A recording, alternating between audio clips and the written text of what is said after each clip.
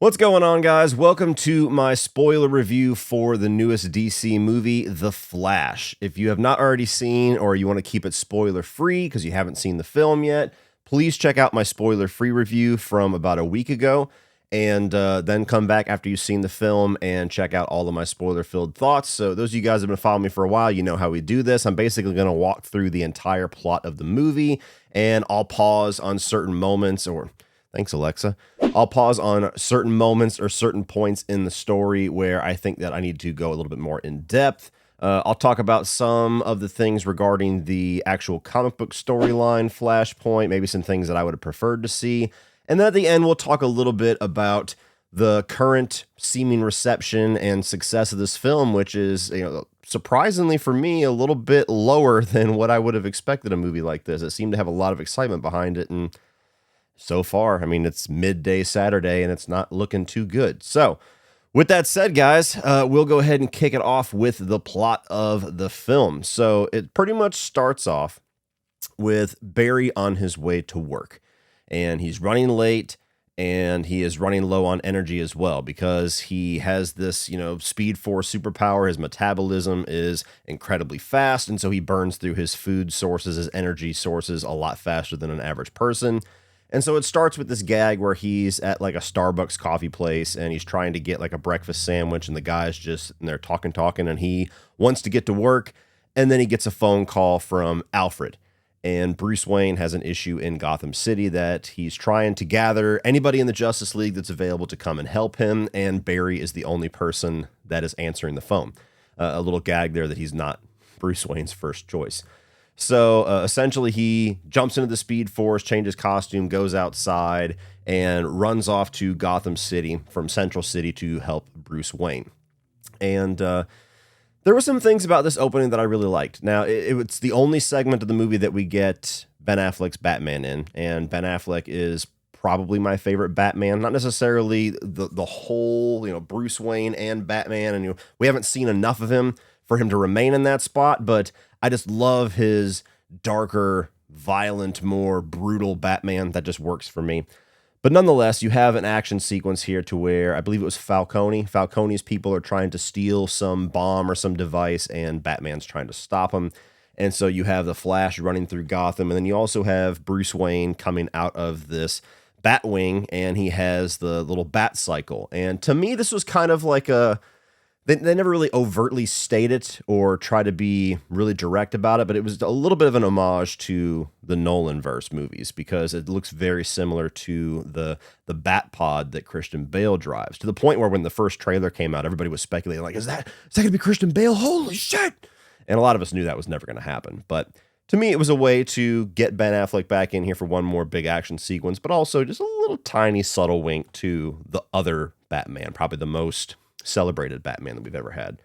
So you get a pretty cool action sequence with him chasing people down, shooting people in their vehicles with this little bat cycle, and then grappling onto their vehicle, and he's jumping through traffic and everything.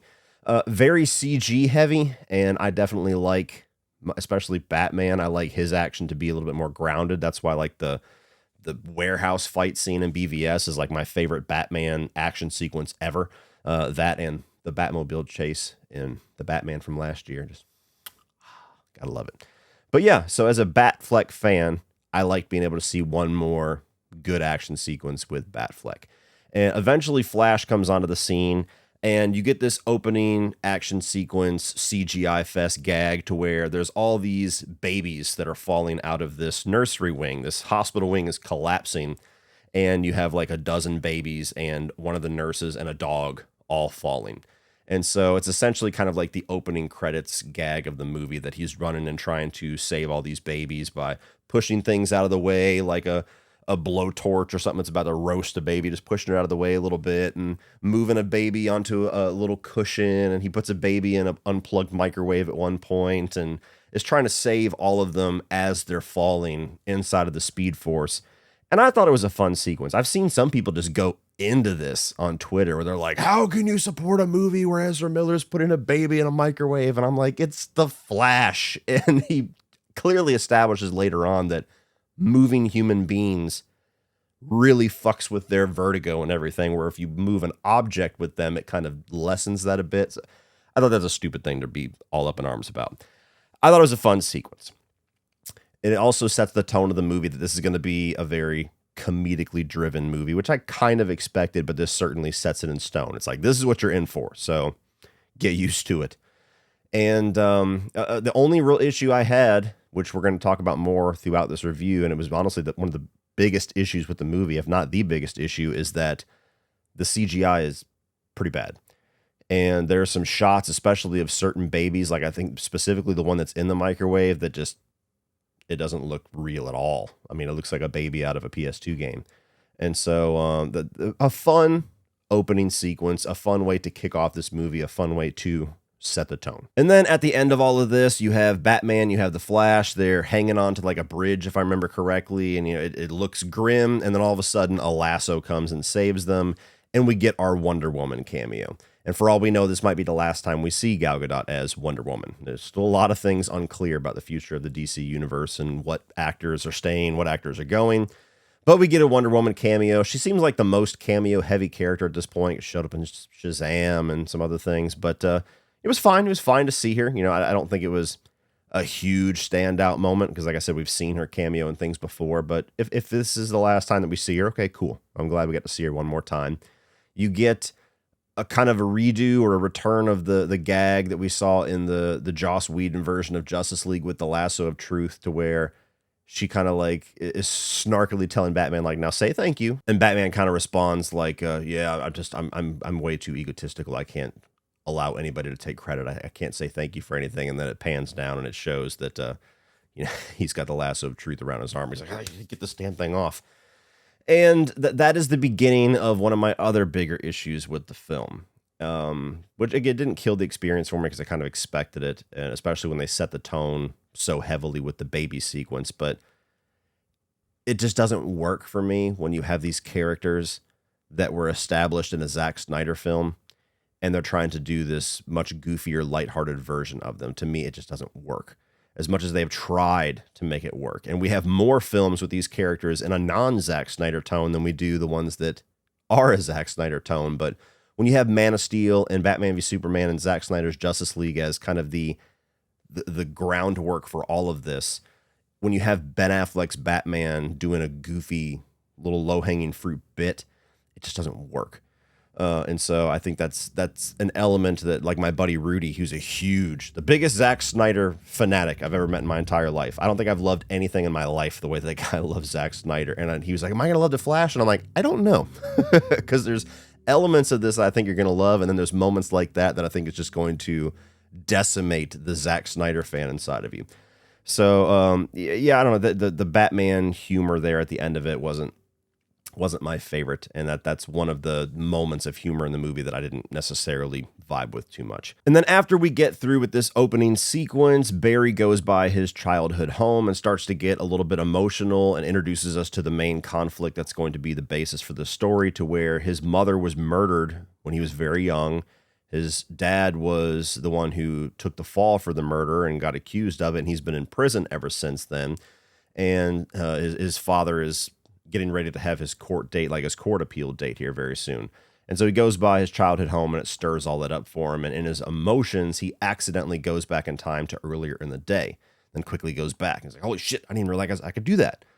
And so he goes and talks with Bruce Wayne, our final moments with Batfleck, and kind of has a conversation with him. And this was a really good scene to have Ben Affleck's Batman be the mentor role once again, because he gets to kind of tell him about the implications of the past, which is very much relevant to Batman, to where the death of his parents absolutely shaped who he became. And him and Barry have that in common, to where the death of their parent is just like this weight on their heart. And so he basically tells him, like, you know, this is what makes you you. These wounds of the past, it doesn't mean that you're this broken person and there's these things missing and that you have to fix or that you need to rectify. It's what makes you who you are. And sometimes the evils of our past is absolutely necessary to create this goodness in the future, kind of. And so kind of setting up the opening threads of the whole theme of the movie, the whole lesson to be learned by the main character, I thought they did a good job with that. But Barry doesn't listen, of course. You know, this is a time travel movie. They never listen until they see it themselves. And so he goes back in time, gets into the Speed Force to go all the way back to the moment, the day that his mother was killed, because he realizes I don't really need to do anything that overt. I don't need to like jump in front of the blade that killed her. I don't need to go find out who the killer was and snap his neck. I don't need to do anything drastic. I just need to put this can of tomatoes in her shopping cart. That is what leads my father to then leave her to go get the can that she forgot and leaves her open to be murdered in the first place. So if I just make sure that my dad is home, then that person shouldn't walk into the house to kill my mom. And so he goes back to the grocery store and puts the can of tomatoes in her cart, zips back, and this evil speedster, like basically this shadow with glowing eyes, just knocks him out of the Speed Force and knocks him into the street. And before we even get there, actually, this is the first time we kind of see the time travel visualization. So when he's in the Speed Force and he's running back to the present time after he has put the can of tomatoes in his mom's cart, he's starting to see all these memories that he never actually lived through. And it reminded me a lot of Frequency, one of my favorite time travel films, to where every time Jim Caviezel would do something to change the past, he would like have these hallucinations or this fever dream of all of these memories that he didn't actually live through that are now kind of canon to who he is. And so I liked the concept there, but this was the first moment where, aside from just a look at the babies, where it was just like, oh, the CGI is going to be bad the whole movie, isn't it? Because they kind of do this thing to where Barry is surrounded in like this circular, kind of like a coliseum of memories as he's running through the Speed Force. And there's like these columns that come up of people and these memories. But every time it focuses on them, they just look really cheap and unfinished. And I've seen Andy Muschietti here come out recently with an article or an interview where he said that that was intentional. Nothing but respect to Andy Muschietti, because I think he's a really good director and I like his work, but I call bullshit on that. I'm sorry. For one, if it is intentional to make it look intentionally low res and cheap and incomplete, then it should have been more obvious that it was intended, because I haven't seen a single person or read a single person walk out of The Flash and go, oh, they did that on purpose. I totally got that right away. Everybody's like, why does it look so bad? So if your whole audience or the majority of your audience is confused about why it looks the way that it looks, then if you do, in fact, and if that was your intention, then you or your special effects person didn't do a very good job. I'm more inclined to believe that they had an idea what they wanted to look like, but they either couldn't afford it or the WB just wouldn't put any more money into the movie to actually get it to the point that it actually needed to look like. Because that was one of my biggest frustrations, is like as a consumer, you're getting hundreds of millions of dollars to make this film. There's no reason why the CGI should look this bad. And it's been sitting around for over a year with you trying to figure out how to navigate all of the behind the scenes bullshit. And so the only conclusion I can come to is that WB at that point was just like, look, we know it needs more money, but this stuff is fucked anyway, because we're in such a crazy situation and changing hands and changing companies, and we got a reboot on the cusp that we haven't even announced yet. So sorry, Andy, we're just not going to give you any more money. It is what it is. We're just going to have to live with it. That's what I would assume happened. But yeah, the idea of having like these pillars of memories is a cool idea. But when you watch those sequences, at least for me and what seems to be most people that I've seen the reactions, your immediate thought is not, look how cool of an idea this is. Your immediate thought is, look how shitty this looks, which is unfortunate.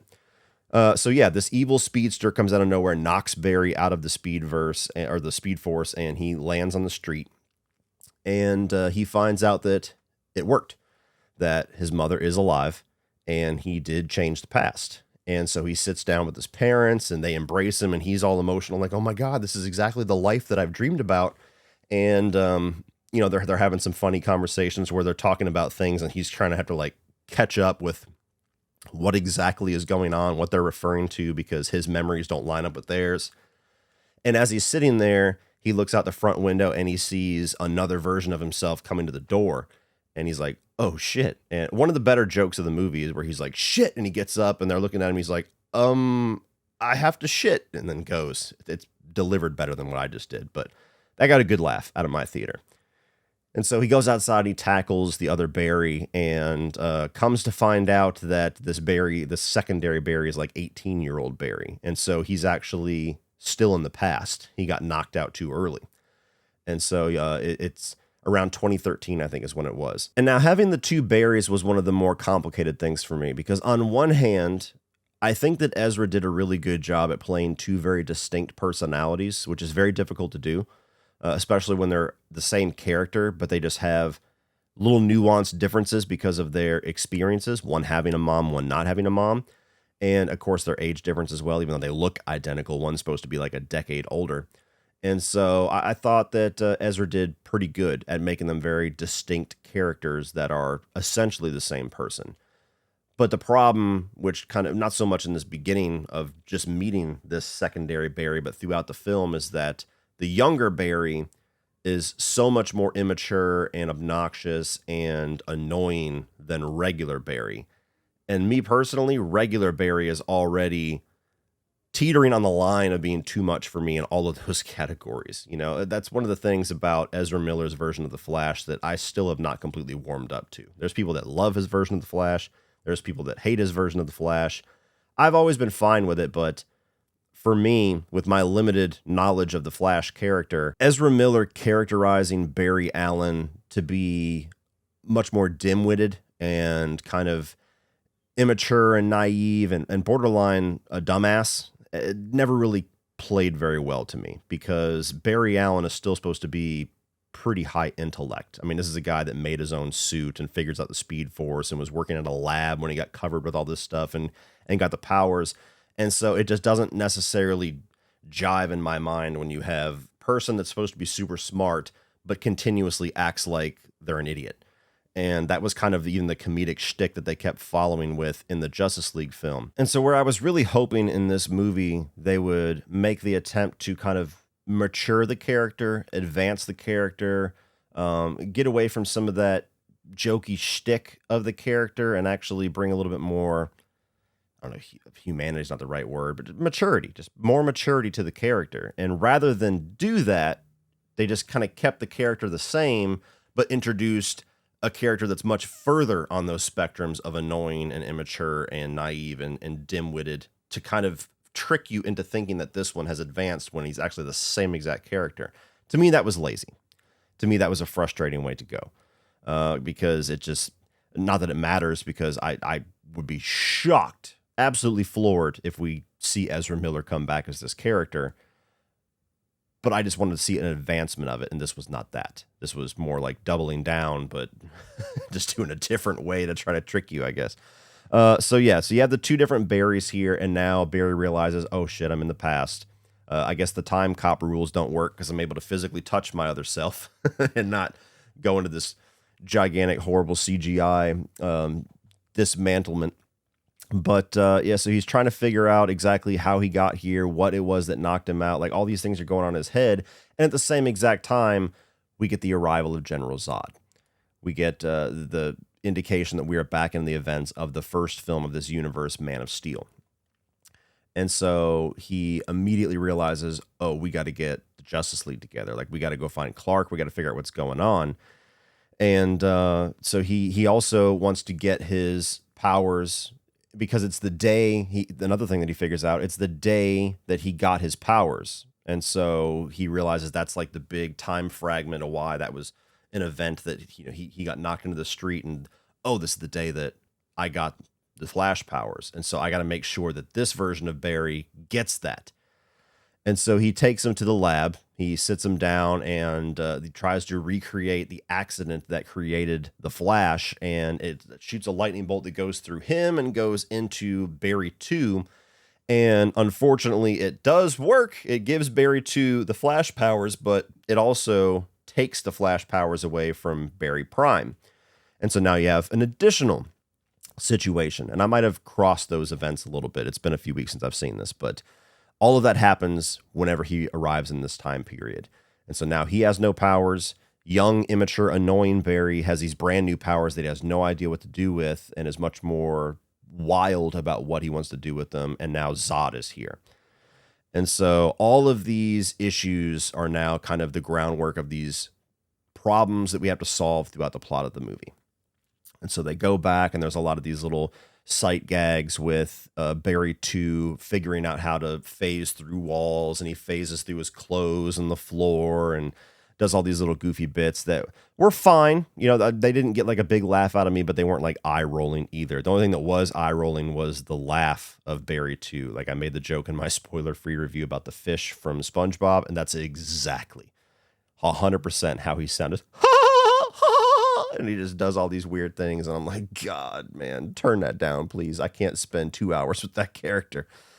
So you get all those little jokes, and then, you know, they sleep. They wake up the next morning, and Barry 2 has all these little roommates, and they start doing these little timeline jokes in regards to 80s movies. Like they bring up Eric Stoltz and Back to the Future, which anybody that, you know, knows a good bit of movie history knows that Eric Stoltz was originally cast as Marty McFly. They shot a portion of the movie, realized that things weren't vibing, and so they replaced Eric Stoltz with Michael J. Fox.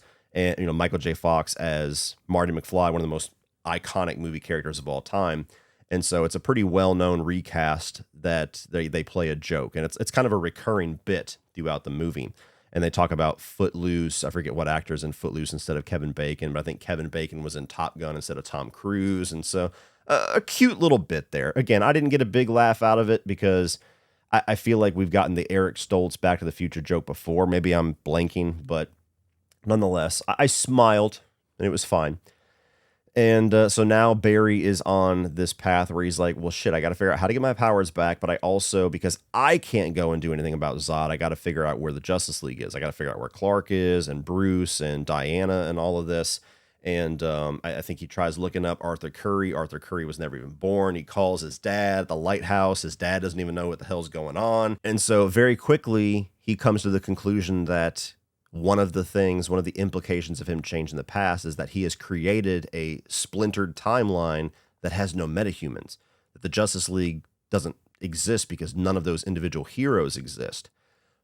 But going down the list, he eventually is confirmed that Batman does exist, because he mentions Batman, and all of the roommates know who the hell Batman is, and Barry too knows who Batman is. And he's like, oh God, okay, good, Bruce can help me. And so they set off to go and find Batman, who he thinks is Ben Affleck. And so you get the Wayne Manor. It's all decrepit. It's abandoned, and they're walking through and exploring it. And eventually they find in the kitchen, somebody's cooking something, and this old man with long hair and a beard starts attacking them. It's like sandal karate. Like they keep showing his sandals for some reason. And Speed Force endowed Barry. Barry 2 is able to pretty much dodge everything, while Barry Prime is getting his ass kicked by this old man. And of course, we all know it, but it's revealed that it's Michael Keaton's Batman. And in a blink and you'll miss it, or I guess if you not listen and you'll miss it moment, they basically tell you that Gotham is now mostly crime-free, so there's not really a need for Batman anymore. He's cooking his own food because Alfred doesn't exist there, which is kind of an acknowledgement of the actor who played Michael Keaton's Alfred. He played Alfred in Batman Forever and Batman and Robin as well. I believe he died before Batman and Robin came out. So I think that was like a subtle acknowledgement of that actor as well. And so he just kind of lives by himself as a recluse, makes his own spaghetti, and doesn't really do anything, because now without crime in Gotham, he doesn't necessarily have much of a point to do anything. He doesn't really have a purpose. He doesn't have the thing that drove him before. And we've seen this type of scenario pop up in movies before, where you get the hero of old that is kind of retired and has lost his passion to fight, and you get these newer people that come in that say just the right thing to kind of motivate him to help them. We've seen that type of scenario many times. And so they end up in the Batcave, where he kicks them out. They go exploring, and they end up in the Batcave. They find the Batmobile from the Tim Burton Batman movies, and the computers, the Bat computer and everything.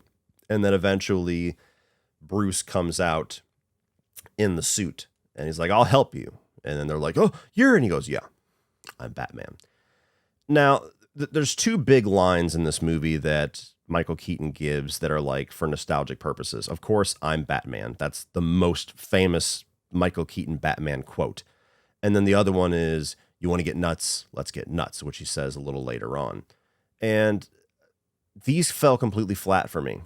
Now, to be 100% honest, I am not the biggest fan of the Batman movies of 89 and 92. It's not like that I don't like Keaton. I think Michael Keaton's awesome. I'm not really a big Tim Burton fan. I like the movies just fine, but they've never been my favorites. And I don't have the nostalgia and the love and everything that I had, that a lot of people my age do have for those movies. And so that's part of it. But also, it kind of sucks that they gave away both of those lines in the trailer. Like, both of the big Michael Keaton Batman moments we already knew were coming. Like, we knew exactly what he was going to say, when he was going to say it, the cadence in which he was going to say it. And that kind of took a lot of the impact out of it, especially since they didn't have any other Michael Keaton signature moments in the movie. It's just those two that are both in the trailers. And so that part of it fell a little flat. As much as I think that they handled a lot of the nostalgic part of this and the cameos and the references pretty well, those are the two that to me just completely fell flat because part of it, I didn't have the built-in nostalgia, and we knew they were there. So now Michael Keaton is back in the cowl as Batman, ready to fight, ready to help both Barrys find Clark Kent, because that's who they need to find to fight Zod. And so you essentially have the sequence that most of which was shown in the trailer again, which I'm going to talk about that a little later on. It's kind of a common theme in this movie, but you have Batman and the two Flashes team up. They go with the Batwing to go and find where Clark Kent is. And they go to like this Russian prison, I believe. And they break in. They eventually find like the Kryptonian prison that the person is in. And it's not Clark, it's Kara. It's Supergirl, who we've not been introduced to in this universe yet, and a character which I know very little about.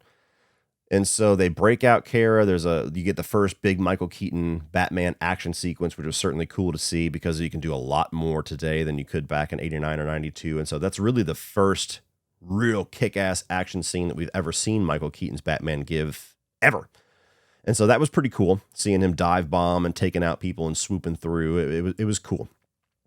But you get to where they finally get Kara. They break her out. They don't really know who the hell this is, but Barry wants to help her anyway because clearly she needs help. She looks skeletal and just deprived of everything.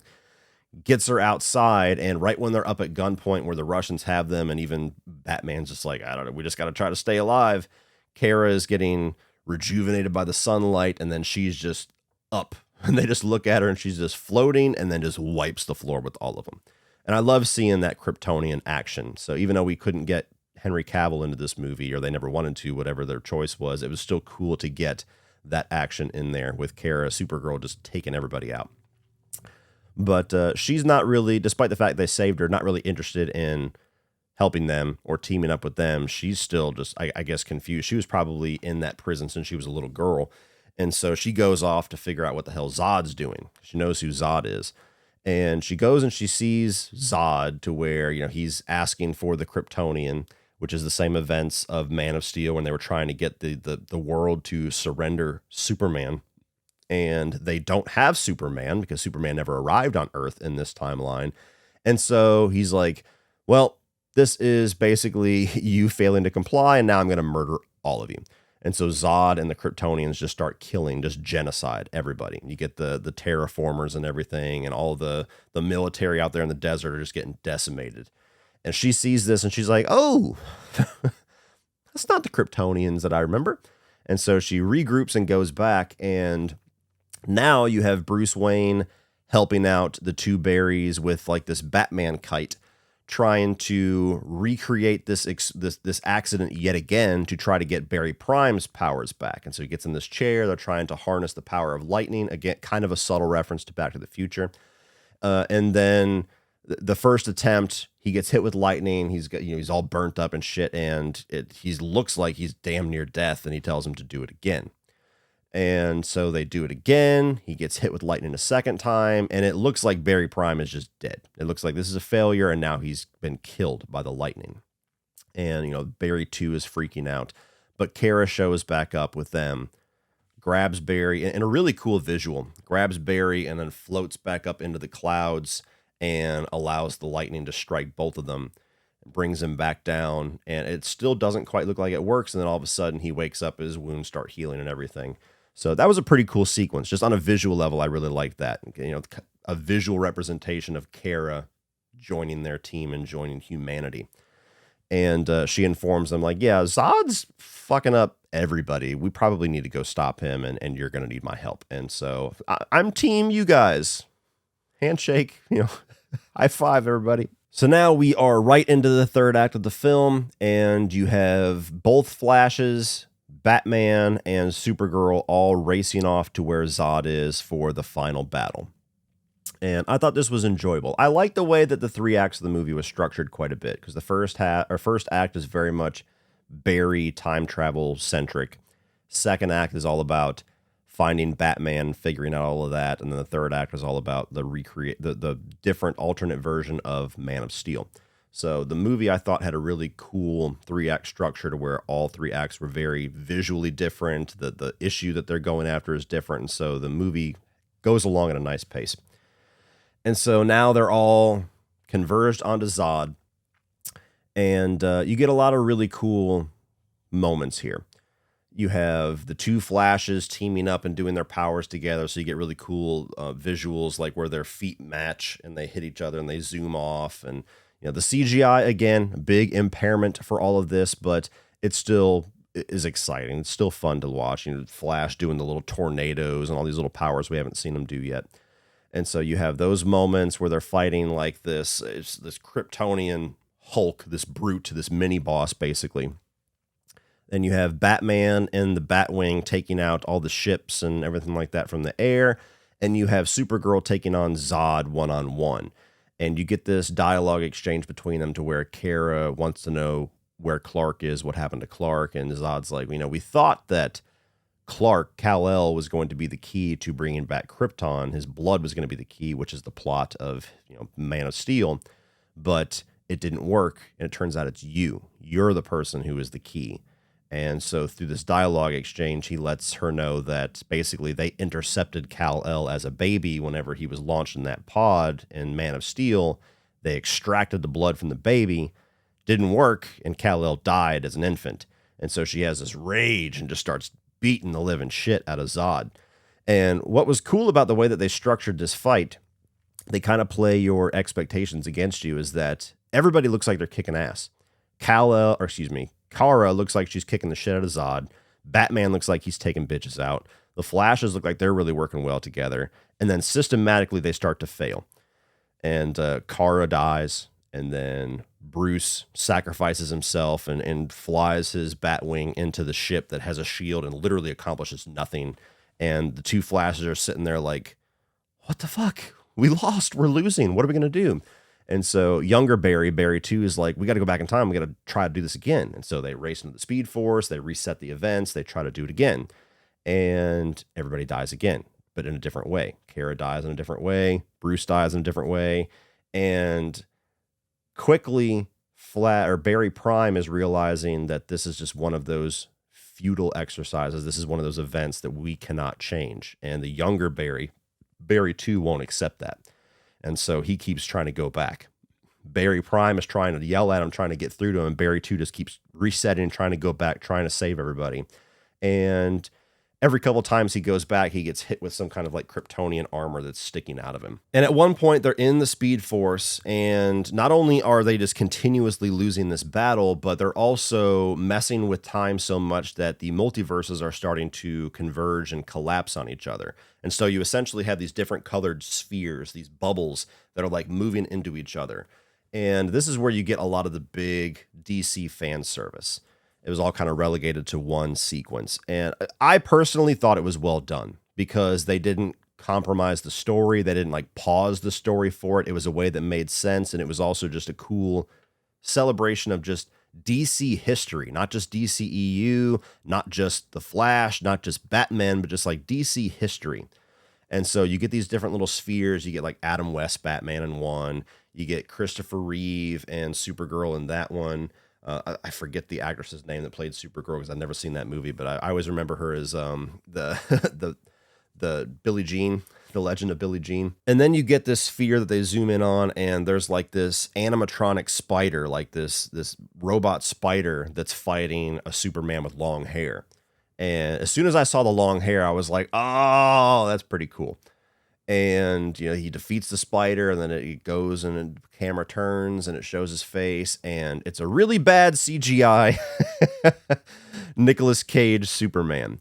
And you either immediately got that joke, or you were so fucking lost at who the hell that was supposed to be. And I asked my son on the drive home, I was like, did you understand that Nicolas Cage joke? And no. But essentially there was a movie in the early 90s, I believe, it had to have been the early 90s, where Nicolas Cage was supposed to be Superman. He was hired, they were doing costume fittings and everything. I think the movie was scripted out and storyboarded out. Tim Burton, I believe, was going to be the director. It was going to be called Superman Lives. I only know about it because way back in like the AMC Movie Talk and Collider Movie Talk days, John Schnepp, one of the co-hosts of that show, was a director of a documentary about the film. And so they talked about it a lot and brought it up a lot back in, 10, 12 years ago when I was really heavy in that space. And so that's kind of where I was educated on the existence of that movie. And so just another cool way to kind of celebrate alternate timelines of DC, because it's always been like, for ultra DC nerds, there's always been this possible Nicolas Cage Superman that never came. So I thought that sequence was really cool. I didn't feel it was really like heavy-handed with the DC winks and nods. I thought it was pretty neat. Long before this, I had a feeling that they were going to be taking Barry 2 in a dark turn. That's just kind of the writing on the wall that I saw. I don't remember what point in the movie I saw that, but here it's abundantly clear. It's like, okay, they're going to come to a point to where he's going to have to go back and prevent all this from happening by letting his mom die. And Barry 2 is probably not going to be very happy about that. That's at least where I thought things were going to be going. And so eventually you get to where they are in the Speed Force, and he gets Barry 2 and he stops him, and they're arguing, and he basically tells him, like, I have to let mom die, because if she lives, this is going to keep happening and the whole world is going to fall to Zod. And I can't let that happen just to have more time with our mother. And this is a point where if I was writing the story, things would have gone significantly in a different direction, which I'll get into. But at this point, we get reintroduced to that dark speedster from the beginning of the movie that knocked Barry out of the Speed Force and, knocked him into 2013. This speedster shows up, and it's just like this really dark, evil-looking speedster with glowing eyes and all this black stuff all over him. And it turns out it's Barry 2, and it's just after millions of times, I guess, trying to go back in time and continuously getting hit with armor and just messing with his mind and his psyche. This absolute obsession with changing the past and saving everybody has turned him into this dark entity. And I did not like the way that they executed that whatsoever, because essentially, I mean, they don't actually say the name. I don't know if they say it in the credits maybe, but that's essentially their version of Reverse Flash. So if you're not big into the Flash comic books or the character, his main nemesis is Reverse Flash. And in the Flashpoint comic storyline, if I'm not mistaken, Reverse Flash is the one who killed Barry's mother, went back in time and killed her. And I believe they explore that as well in the TV show. It's been years since I've seen season 1, so I might be wrong with that. But Reverse Flash, very integral villain to this storyline. And so that's their version of it. And I didn't like the way that it was visualized. I didn't like the way that it was revealed. And logically, it didn't make a whole lot of sense to me how things play out, because essentially he gets to a point where he's like, I had to send you back to 2013 so that you could give me powers earlier and so that I could try to save this, and then he goes to kill Barry Prime, and Barry 2, having heard just enough, jumps in front and sacrifices himself to save Barry Prime. And so basically Barry 2 kills himself. And it was a little confusing to me. It's like, well, this conversation would have happened. And so what was different this time that made Barry 2 want to save Barry Prime when in some other version of events, he turns into this time monster? That wasn't very clear to me. But aside from that, I think it would have been much more impactful, much more dramatic, and much more powerful if it would have just come to a point to where Barry tells Barry 2, the only way to stop this is to have mom die. The only way to save everybody is to lose the person that means the most to us. And Barry 2 refuses to acknowledge that and refuses to accept that. And it becomes a fight between those two across time or whatever. I don't know how you would visualize it. And then through the third act of the final 10 minutes of the film, you reveal that Barry 2 is the one that went back and killed the mother of Barry Prime, which is not technically his mother. So, like, Barry basically is his own worst enemy, which is kind of what they're going for here, but in a darker way and a little bit more powerful way, in my mind, a little more comic book accurate as well. That's what I wanted to see. That's what I was expecting to see as soon as that started to happen. The way that they executed it to me was just kind of like a much duller version of that, a lot more incoherent version of that. And by the end of the film, it never even really overtly says who actually killed Barry's mom. Again, apparently Andy Muschietti has said this in an interview, but the movie doesn't say it. So I don't care what they say in an interview. If the movie doesn't express it, then it doesn't matter. So Barry 2 is dead. The time monster Barry, their version of Reverse Flash, I guess, just dissipates. And now Barry goes back in time to the grocery store again. And he realizes that he has to take the can back out of his mom's shopping cart and just let the events play out how they always played out. And this was the most emotional part of the movie by a long shot. And it was also the best part of Ezra Miller's performance in my mind, because I really got choked up by it. I mean, it was really effective. Him having to interact with his mother, like she kind of feels there's something odd about him, but it's just a mother interacting with this kid who is upset. And the fact that she's just like, do you need a hug? Like, she's just such a great mother and just a great person, and hugs this person that's a stranger to her and tells him everything's going to be okay. It's going to be all right. Just whatever is upsetting you is not that big of a deal. And she's helping a stranger. He's saying goodbye to his mother. And so then he goes into the Speed Force, takes the can back out, goes back and says, goodbye, basically. I thought it was really well done. It was really, I'm almost getting choked up now thinking about it. It was really emotional. But then he looks up at the camera and you see his wheels turning for a second. And then it just shows him back in his own timeline. And everything seems to be back to normal. And then he gets a call and it's like, oh my God, yeah. And then he runs off and it quickly shows him bust through the courtroom doors, choking down a hot dog. Oh, sorry, don't mind me. And he's got ketchup and shit on his face. And that was another one of those moments where I was just like, you're doing the fucking Marvel thing, man. Like, you just had such a great, dramatic, emotional, powerful moment. And 60 seconds later, you're trying to make us laugh about a fucking hot dog joke. That was the one moment of humor in the movie where I genuinely got annoyed. But he's at his dad's court appeal hearing, and they're playing the footage that, they were talking about at the beginning of the film, where Bruce Wayne was able to get the footage from the grocery store back in that day, where his dad's alibi has always been, I was at the store getting tomatoes, I didn't kill my wife, but he never looks up at the camera, so they can't really verify that it's him. And it's revealed that after he doomed his mother to death, he had one more idea, and he moved the can of tomatoes from the bottom shelf to the top shelf so that his dad would look up and they would get his face on camera and his dad would get exonerated. And to me, that was bullshit for a number of reasons. Like, I get trying to have a happy ending to the story where it's like he has to lose one parent, but he saves another. I get that. But the whole point, the whole lesson to be learned, the whole theme of the movie and most time travel stories is that when you try to change the past, something worse happens. And the whole thing that's set up from the beginning with the conversation with Bruce Wayne is like your wounds and your past and your trauma is what shapes you. And you don't need to change any of it, because then you're changing who you are. And you're a hero. You need to be the Flash.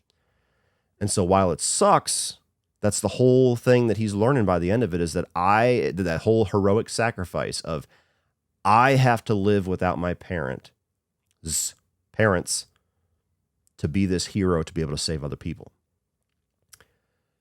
And within seconds, he goes from learning and expressing that he learned that lesson in the most emotional way possible, to then immediately doing the exact same thing that he did in the beginning of the movie to set off all these crazy events. And to me, that didn't make any sense. That was just like, okay, so you didn't really learn the lesson then. And the movie's just going to kind of excuse that when it really shouldn't. If just changing the can of tomatoes from the shelf to her shopping cart sets off events to a degree where there's no superheroes and Zod takes over the entire world and humanity dies just so your one human being can live, well, then something that maybe is not quite that drastic, but something pretty damn drastic is also going to happen if you just have your parent that is supposed to rot in prison and doesn't. And so while it didn't infuriate me, it wasn't like I was like, oh, bullshit. But I saw that and I was just like, that's a weird choice. Within seconds, he learned a lesson and then he didn't learn a lesson. But nonetheless, he gets his dad exonerated and he's walking out of court and he's all excited. He's on the phone with Bruce Wayne. And you could tell from the voice that it's not Ben Affleck. So you know it's going to be something going on. And so there's a crowd of people. Bruce Wayne, Bruce Wayne. And he gets out of the car and all of a sudden the crowd starts to move. And it's George Clooney. And I'm of two minds about this choice. On one hand, it was the biggest and best reaction that we got out of the entire movie in my theater. Everybody just died laughing. It was like, oh! And I imagine it's been that way for the past couple of days with all of the public screenings. It's a great, effective joke because George Clooney is most people's least favorite Batman by a landslide. Certainly his movie. And so he's made jokes over the years about like, well, I'm the best Batman. And so it's just like the movie kind of acknowledging that in a really good way. So on the comedic level, it's genius. On a narrative level, it's just confusing. Because now it's like, okay, so what does that mean? George Clooney is now the DCEU Batman. This is now the universe. This is now the new problem that Flash has to solve. Like, what does it mean? And so the initial reaction is, oh my God, that's great. And then as soon as you stop laughing and think about it for a second, you're like, well, wait, what? What does that mean? And then his tooth falls out and the movie ends. And so by going back and presumably because he changed events again in a different way, now the Batman of this universe is George Clooney, who he has no idea who the hell that is. And so it's weird. I don't know. I assume the original ending just showed that it was still Michael Keaton because Michael Keaton was supposed to be in a lot more stuff, Batgirl. And I think there was even plans for him to kind of basically continue on as the DCEU Batman because Affleck was out. So I assume the original ending was him coming out and realizing that he seemed to have fixed everything, but Ben Affleck is not Batman still. It's still Michael Keaton. And that was going to be like, oh shit, like assuming that the DC reboot was not happening and they were going to continue on in this timeline, the way that they scripted this movie when they shot it and they put it together a year ago before all these changes happened, and they had whatever their plan was at the time for the future. I'm assuming that's what it was supposed to be. But now that Batgirl was canceled and they're going to be rebooting the DCEU and we're going to get a completely different Batman and none of that shit's going to happen, I guess they decided to swap that out at the end and just go for a joke. And I don't know. Even knowing the DC is going to be rebooted, I don't know how I like that very much. I think that the ending would have made much more sense if it was just still Michael Keaton's Batman. Even though it's going to lead to nothing, even though it's still weightless because there's nothing going to come in the future of that, presumably. But you sacrifice the legitimacy of your story for a really good joke. And so I assume that's going to be a real divisive element for people, to where people are going to be like, oh, that was such a great moment to end on. We loved it. We laughed. And the other people are going to be like, that was really fucking dumb. And so I don't know. I'm kind of in the middle on that one. And then we get our post-credit sequence, which was easily one of the weakest post-credit scenes I've ever seen. To where you have Aquaman, you have Jason Momoa, that is walking out of a bar with Barry Allen, and Barry Allen is explaining to him kind of a shorthand version of what happened. He's like, yeah, I mean, and then I came back, and then it was some other dude that met me outside of the courtroom, and it wasn't Bruce, which alludes to the fact that now they're in the timeline that was the original timeline. Like now, because he's telling Jason Momoa about Ben Affleck Batman, and he presumably knows who the fuck he's talking about, that means that after the events of the movie where he sees George Clooney, he must have gone back and changed something and got back to his original timeline somehow, because now he's talking to Aquaman in the original timeline, which makes no fucking sense. Because how the hell did he do that? Did he just send his dad back to prison? What did he do? We don't know. And it also makes the end of the movie completely inconsequential 30 seconds later. It's very similar to Doctor Strange Multiverse of Madness, where it ends with that third eye coming, and you're like, what does that mean? And then 30 seconds later, it's all fucking goofy, and he's standing there with Charlize Theron about to jump through the multiverse with the third eye, and you're like, oh, so you killed your own ending 30 seconds later. It was very similar to that. So already I'm like, what the fuck are they doing? They're not going to explain how did that happen? But the whole sequence essentially is just, oh, Aquaman's drunk. Aquaman drinks a lot. Ha! So funny. And he takes a nap in a puddle, but he can breathe underwater, so it's okay. And then Barry just kind of gets annoyed and walks away. Like, again, even if the DC universe was not being rebooted, what a stupid, inconsequential post-credit scene that accomplishes nothing. You get Jason Momoa on set, and that's all you do with him. That's dumb.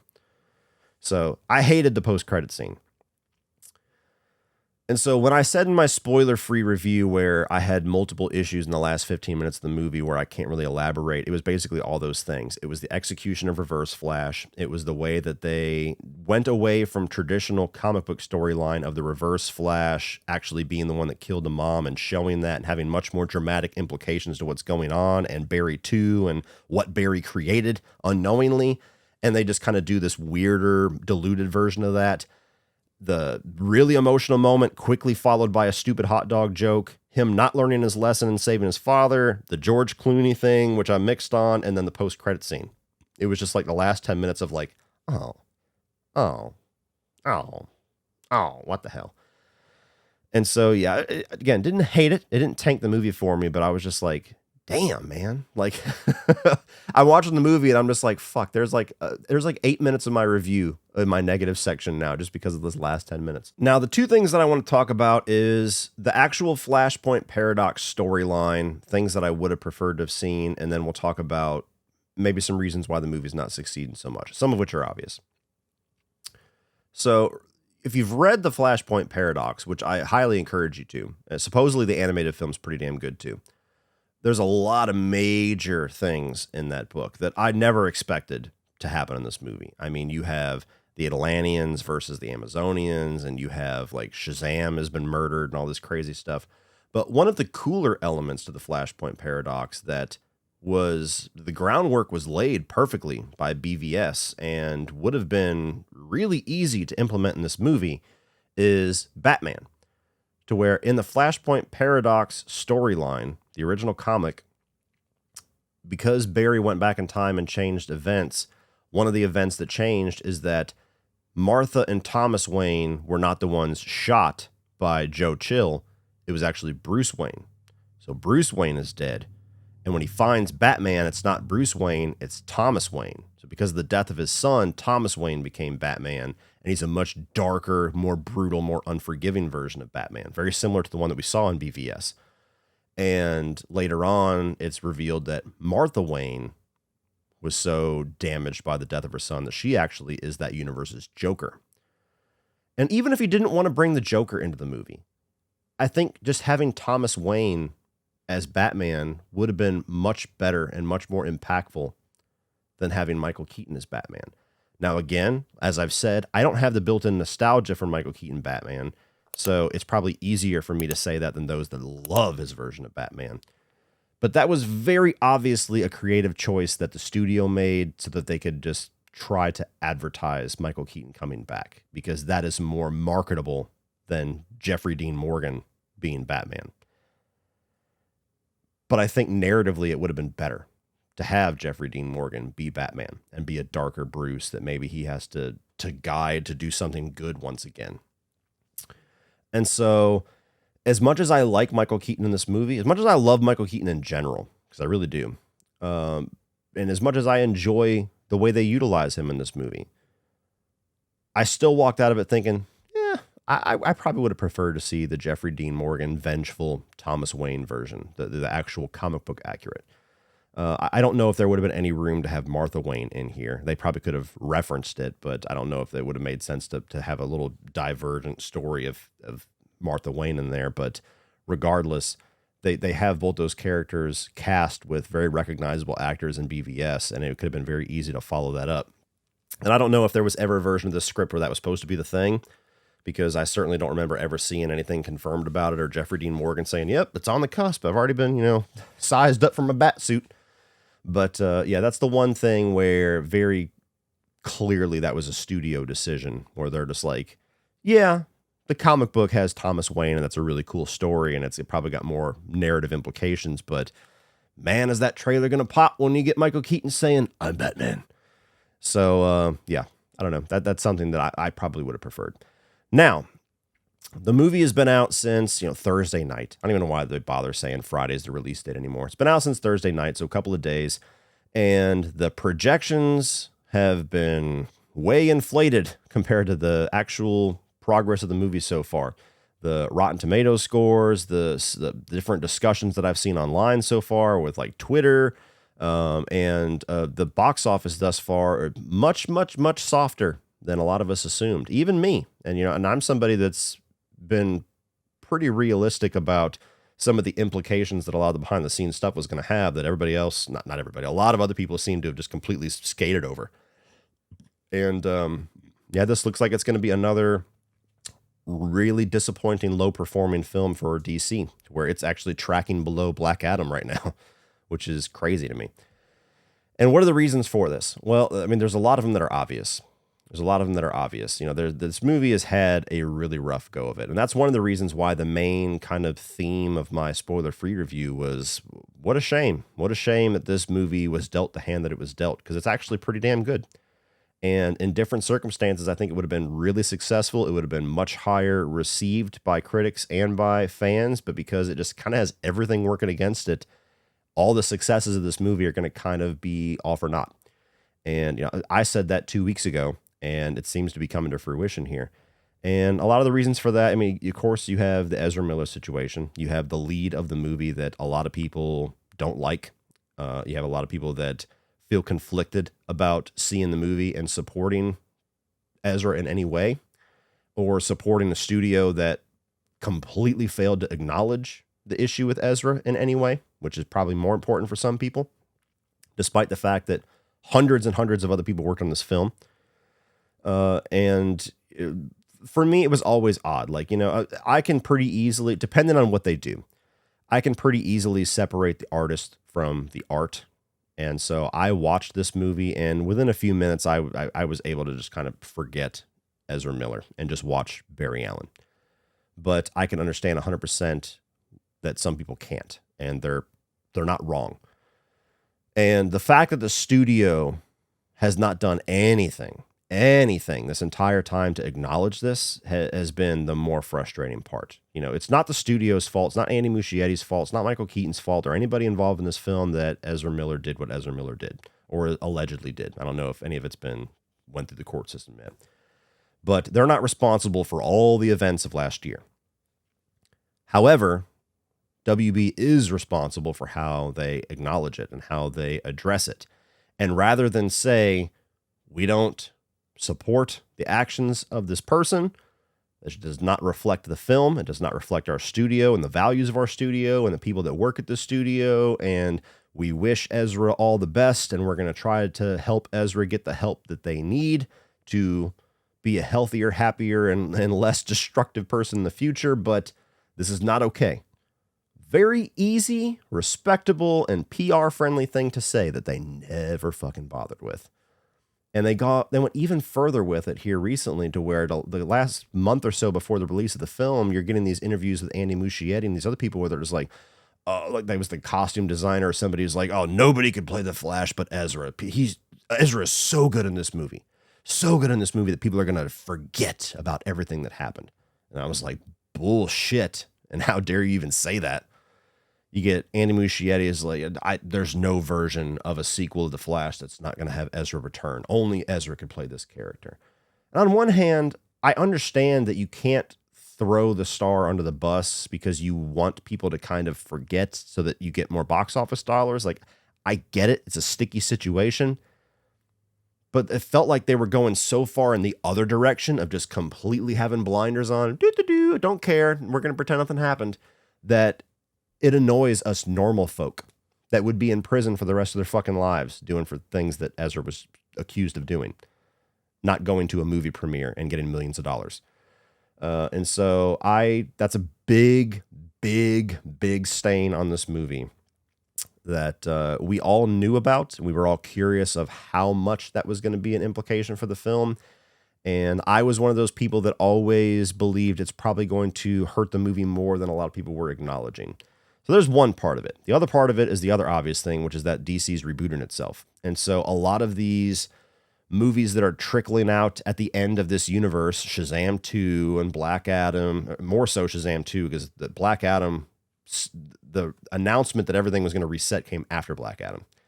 So Shazam 2 and now this, and then we got Aquaman coming that's probably going to perform pretty poorly, is because people are trained, audiences are trained now that the greater universe is the most important thing.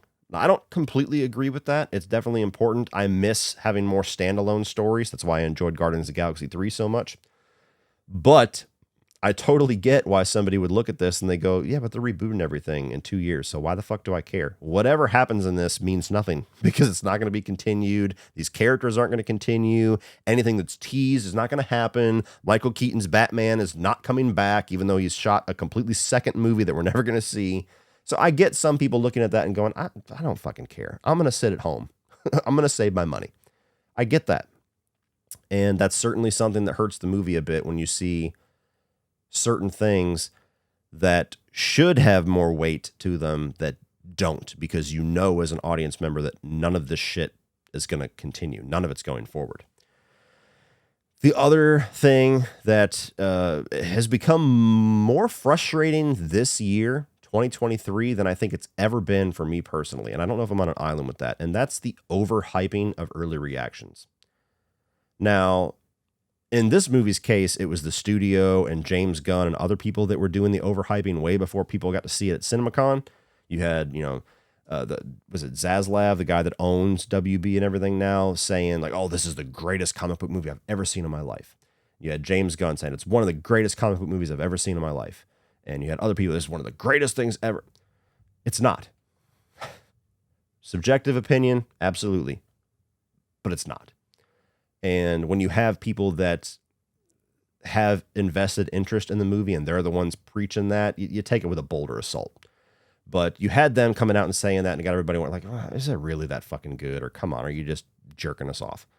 And then you got the CinemaCon reactions and you had a lot of people saying the same, like, oh, this is one of the best things ever. It's one of the greatest things.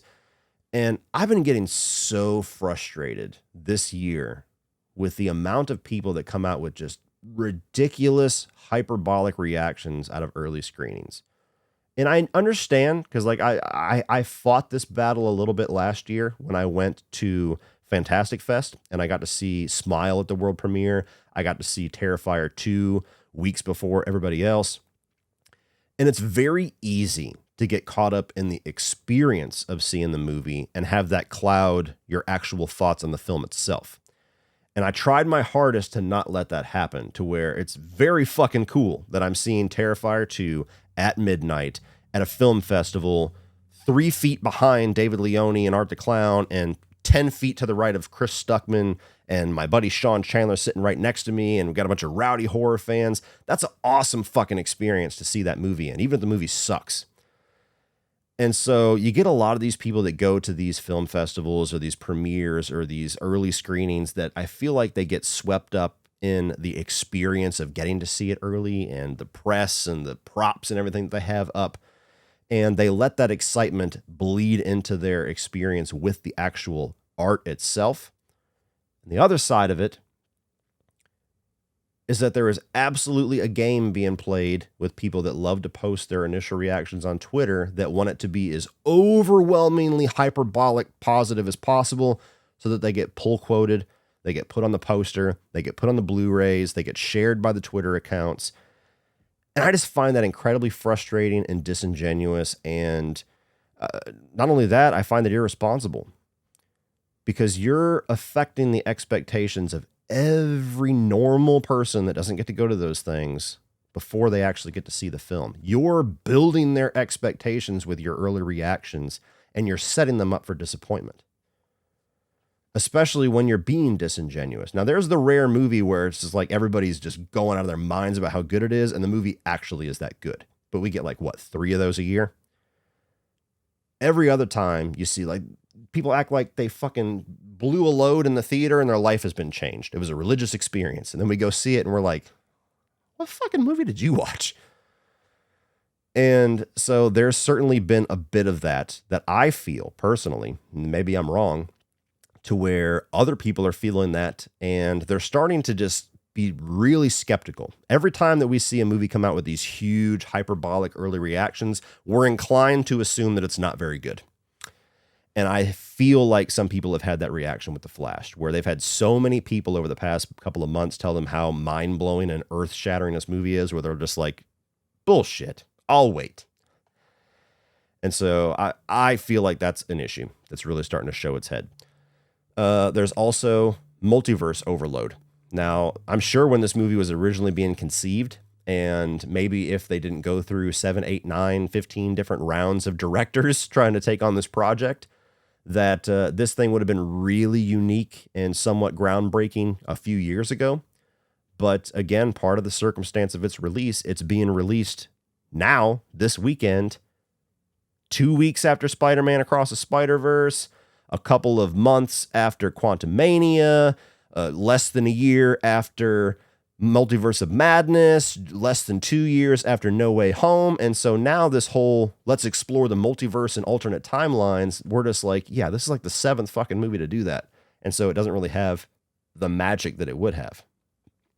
And even just the nostalgia factor of having Michael Keaton back. There was a lot of people that swore up and down, yeah, Ezra's a problem. Yeah, the DC reboot's a problem. But Michael Keaton's coming back, baby, and everybody's going to show up in droves for that. And I was always skeptical about that because we're at a point now where nostalgia doesn't hit the same because nostalgia has become a crutch, especially for comic book films, where it used to be fucking incredible to get something like this. Could you imagine if Michael Keaton showed up as Batman in a film 10 years ago? How massive a reaction that would have gotten. And nowadays, you see something like that and you're like, yeah, par for the course. It's a comic book film. You know, we just saw Toby come back a couple years ago. We see all these other things come out. And so these comic book films use this nostalgia factor so much nowadays. And just Disney in general, actually, because Lucasfilm does it too. But they did this nostalgia thing where it's like, isn't it cool to see this actor back again? And it's like, not really. And so, again, while I love Michael Keaton, I feel like that goes along with the multiverse thing where it's just like multiverse and having older actor come back in this role that they were iconic for 30 years ago. It's not as cool now as it was 5 years ago, 10 years ago. The other issue is that, which I didn't even really think about too much until here recently, is how much of this movie has been given away already, which has kind of been par for the course for DC here recently. I mean, Black Adam, you basically had Dwayne "The Rock" Johnson going around saying, come to see Black Adam, guys, because Henry Cavill's coming back. And so, like, you get to the point where these movies where it's almost like they panic about the early buzz or the early projections, and so they just try to give any little details possible to try to get 1, 2, 3, 4, 5 more people in the theater. And so Black Adam did that. Shazam had like 3 different trailers. The last trailer that came out was essentially the whole movie condensed into 2 minutes. And while there's certainly a lot of big surprises in this movie that did not make its way into the marketing, the trailers damn near show the whole movie. They show basically every beat. They show all the biggest moments with Michael Keaton's Batman. They show all the biggest moments with Supergirl. They show Zod coming back. They show the multiple flashes. They show a segment of all the action sequences.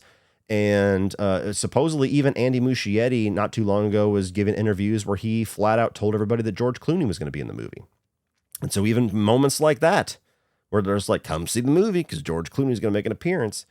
And I'm sure that killed it for a few people, to where they look at things and they're just like, okay, if you had just shown me a trailer for The Flash and got me sold on The Flash, and people walked in for early reactions or, you know, press screenings or whatever, and they come out with these reactions saying, holy shit, there is so much incredible stuff that you guys have no idea what you're in store for. Or people that walk in opening night and they're like, holy fuck, Michael Keaton's back as Batman. I never knew. Supergirl's in this. Holy shit. But we all knew all of that. And so a lot of the impact is taken out of the curiosity of what's going to be in store. What is the Flash going to come across when he's moving across multiverses? All that mystery was gone because we already knew. Okay, well, he's going to have a different Batman. Supergirl's going to be there, and there's going to be a different version of Man of Steel. There's your movie. And so I don't know, again, how many people, I think just a mixture of all these things added up to where Ezra Miller, the DC reboot, the nostalgia factor not being as cool as it was, the early overhype, and the whole movie being given away in the marketing and the interviews, it's kind of snowballed into this thing to where even though you have a movie that a lot of people really like, and I'm not as inclined to overpraise these comic book movies anymore. You guys that have watched me recently know that, and I really enjoyed it. I walked out saying, you know what? I drove 4 hours to see this fucking thing, and that was worth it. That was good. That was a good time. And it's not really succeeding all that much. And it's because of all those reasons. So, yeah, I probably went on about that about as long as I did the fucking movie, it seems. But yeah, that's all my spoilerific, in detail, in-depth thoughts on The Flash, guys. So please, let me know all of your thoughts on this movie. Go wild with the spoilers. Talk about the cameos and the different implications and the winks and nods. You can give me any information, like if you actually know what the original endings were supposed to be or what you would have liked to have seen in the future. And you can talk about all the implications of all the things that I just got done talking about down below too. And if you're somebody that for some reason watched this whole movie even though you had no interest in watching The Flash, tell me which one of those reasons that I just talked about down below kept you from checking out The Flash. I'd be curious to hear that. So yeah, as always, guys, thank you for watching. And with that, I'll see you on the next one. All right, guys, if you enjoyed that, please click over here for all of my 2023 new release reviews. I'm also going to put my spoiler-free thoughts on The Flash up here if you want to check that out. Please like, share, hit that subscribe button so you don't miss my updated DCEU ranking that should be coming out tomorrow, if not Monday. And as always, remember, opinions are like assholes, but that doesn't mean you have to be.